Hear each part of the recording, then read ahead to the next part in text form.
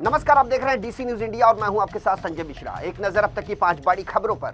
बिहार में एक बार फिर बाढ़ से हाहाकार मच गया है। वहीं नेपाल में लगातार हो रही बारिश ने बिहार वालों की मुसीबतें बढ़ा दी है। इसकी वजह से बिहार में बाढ़ की विभीषिका देखने को मिल रही है। भारी बारिश के कारण आए बाढ़ में बिहार के कई जिले डूब चुके हैं। वहीं बाढ़ से पीड़ित लोग सरकार और प्रशासन से मदद की गुहार लगा रहे हैं। लगभग सभी नदियां विकराल रूप धारण कर चुकी हैं और हजारों लाखों घरों को अपने में समाहित करती जा रही हैं। जानकारी के अनुसार दरभंगा, सीतामढ़ी, सुपौल और सहरसा समेत कई जिलों में बाढ़ अपना रौद्र रूप दिखाने लगी है। वहीं दूसरी ओर नेपाल से कोसी नदी में रिकॉर्ड पानी छोड़ा गया है, जिसकी वजह से कोसी, गंडक, गंगा, बागमती और कमला नदियां उफान पर हैं। इन नदियों के आसपास के इलाकों में भी बाढ़ से आम जनजीवन बुरी तरह से प्रभावित हो चुका है और कई जिले कोसी का अभिशाप झेलने को विवश हैं। सरकार ने कोसी, गंडक और गंगा नदी के आसपास के इलाकों में बाढ़ की चेतावनी जारी की है।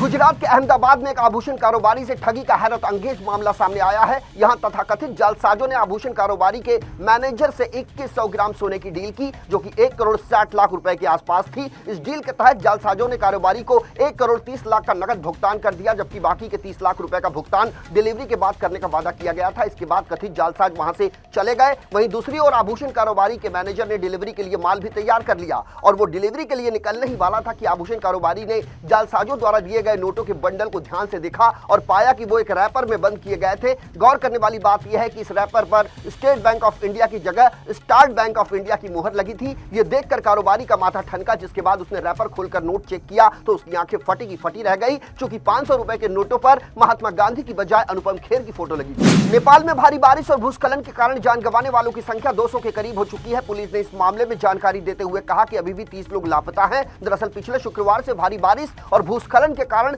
हिमालयी राष्ट्र में तबाही मच गई। वहीं नेपाल सरकार तलाशी बचाव और राहत अभियानों को प्राथमिकता दे रही है। इसके साथ ही राहत बचाव कार्यों के लिए सुरक्षा एजेंसियों को विभिन्न इलाकों में भेजा गया है। अब तक 4500 से अधिक लोगों को रेस्क्यू कर उन्हें सुरक्षित बचा लिया गया। जो इस घटना में घायल हुए हैं उन्हें मुफ्त इलाज की सुविधा दी जा रही है। बाढ़ से प्रभावित लोगों को प्रशासन की ओर से मुफ्त में भोजन और अन्य चीजें प्रदान की जा रही है। बाढ़ और भूस्खलन के कारण सड़कें पूरी तरह से क्षतिग्रस्त हो गई हैं, जिसके कारण काठमांडू की तरफ जाने वाला मार्ग अवरुद्ध हो चुका है। बताया जा रहा है कि हजारों की संख्या में लोग अभी भी फंसे हुए हैं।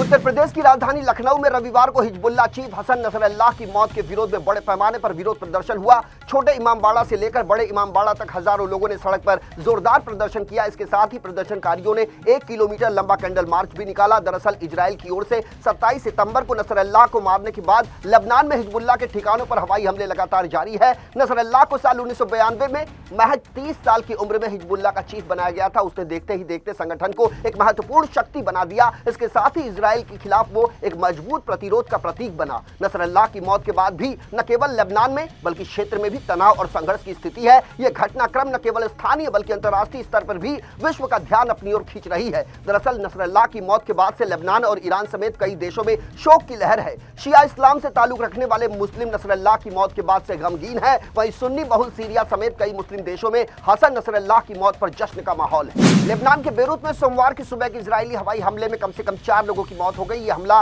बेरूत के कोला जिले में एक अपार्टमेंट की ऊपरी मंजिल पर हुआ। हमले के बाद इमारत में एक बड़ा छेद दिखाई दिया, वहां से धुआं उठता हुआ देखा गया। दरअसल यह हमला ऐसे समय में हुआ जब हिजबुल्लाह के साथ इजराइल की शत्रुता बढ़ रही है। इस महीने की शुरुआत में हिजबुल्लाह के साथ तनाव बढ़ने के बाद यह पहला इजरायली हमला है जो बेरूत शहर की सीमा के अंदर हुआ। वहीं जॉर्डन ने कहा कि यदि इजराइल फिलिस्तीनी राज्य की स्थापना पर सहमत हो जाए तो अरब और मुस्लिम देश उसकी सुरक्षा की गारंटी देंगे। सऊदी अरब ने भी लेबनान के प्रति अपना समर्थन व्यक्त करते हुए देश की संप्रभुता और क्षेत्रीय अखंडता के संरक्षण का आह्वान किया। आचार्य चाणक्य ने यह सिखाया है कि किसी भी निर्णय या कार्य को करने से पहले सही समय का इंतजार करना चाहिए। यदि आप समय से पहले या बाद में कदम उठाते हैं तो आपको सफलता प्राप्त नहीं होगी। इसलिए दुश्मन के खिलाफ कोई भी कदम उठाने से पहले सही समय का इंतजार करना बेहद जरूरी है। सही समय पर किया गया कार्य सफलता की कुंजी होता है।